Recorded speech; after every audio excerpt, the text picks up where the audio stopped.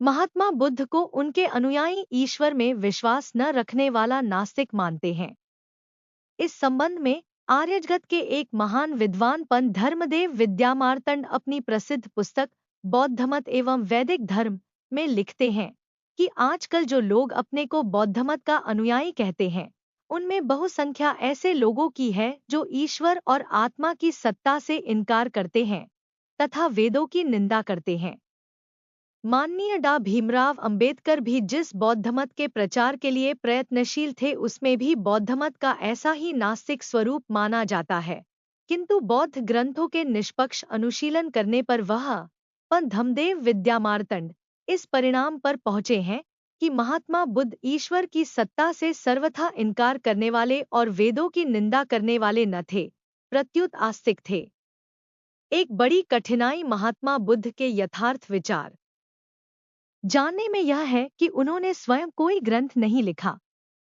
अब दीघनिकाय, मध्यनिकाय, विनयम पिटक आदि जो भी ग्रंथ महात्मा बुद्ध के नाम से पाए जाते हैं, उनका संकलन उनके निर्वाण की कई शताब्दियों के पश्चात किया गया, जिनमें से बहुत सी उक्तियां किंवदंती के ही रूप में हैं। नास्तिक कौन होता है?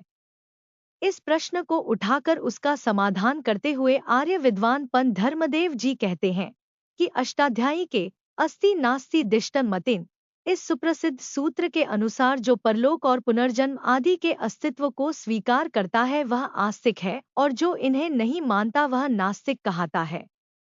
महात्मा बुद्ध परलोक और पुनर्जन्म को मानते थे, इससे कोई इनकार नहीं कर सकता। इसलिए उन्हें सिद्ध करने के लिए अनेक प्रमाण देना अनावश्यक है। प्रथम प्रमाण के रूप में धम्मपद के जरावग्गो श्लोक संख्या 153 अनेक जाति संसारण संधा विस्सम अनिन्विस गृहकारकं गवेस्संतो दुखा जाति पुनः पुनम में महात्मा बुद्ध ने कहा है कि अनेक जन्मों तक मैं संसार में लगातार भटकता रहा, गृह निर्माण करने वाले की खोज में बार बार जन्म दुखमय हुआ। श्लोक का यह अर्थ महाबोधि सभा सारनाथ बनारस द्वारा प्रकाशित श्री अवध किशोर नारायण द्वारा अनुदित धम्मपद के अनुसार है। दूसरा प्रमाण ब्रह्मजाल सूत्र का है, जहां महात्मा बुद्ध ने अपने 2 या 4 नहीं अपित लाखों जन्मों के चित्तसमाधि आदि के द्वारा स्मरण का वर्णन किया है।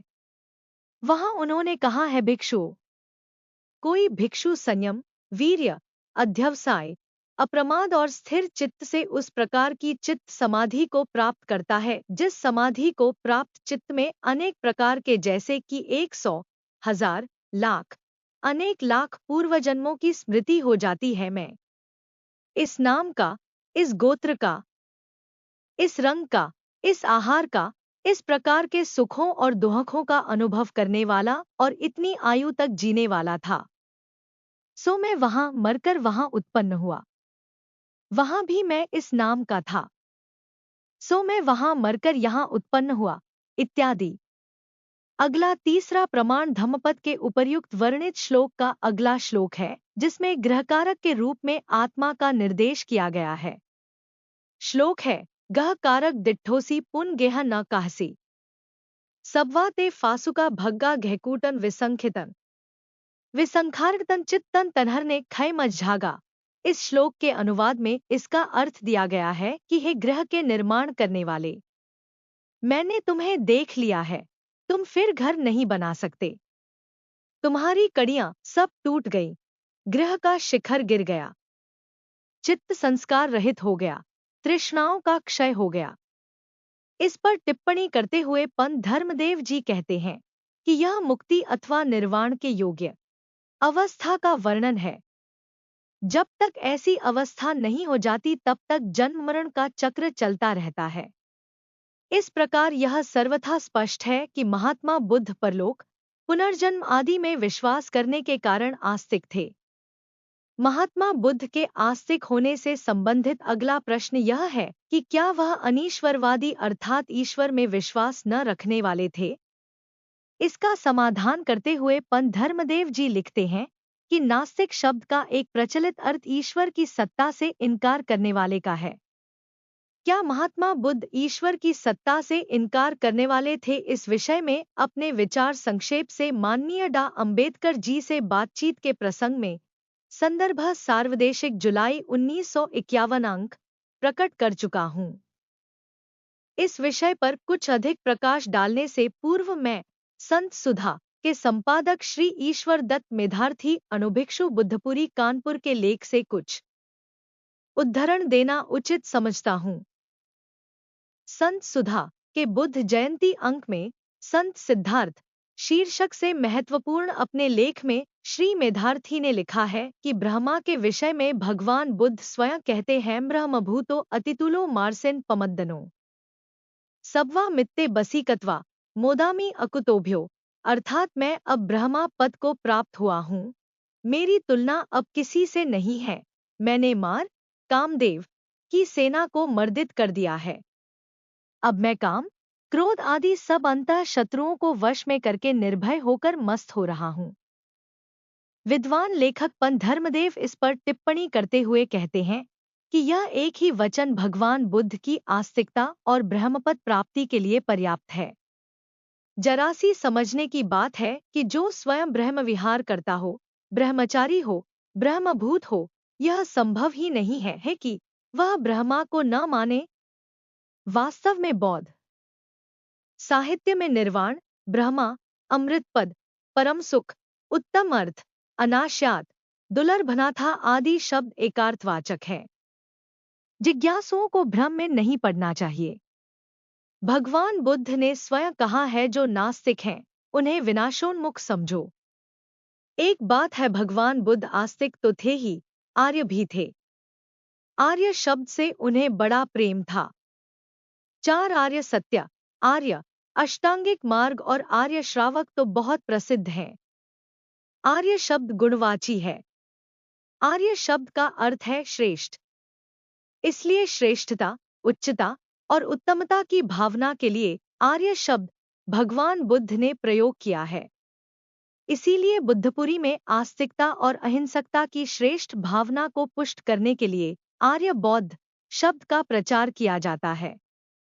भगवान बुद्ध ने भी धम्मपद में स्वयं कहा है, तेन अरियो होती येन पाणानि हिंसति, अहिंसा सप्पाणानम अर्योति पवुच्यति, अर्थात प्राणियों का हनन कर कोई आर्य नहीं होता, सभी प्राणियों की हिंसा न करने से उसे आर्य कहा जाता है।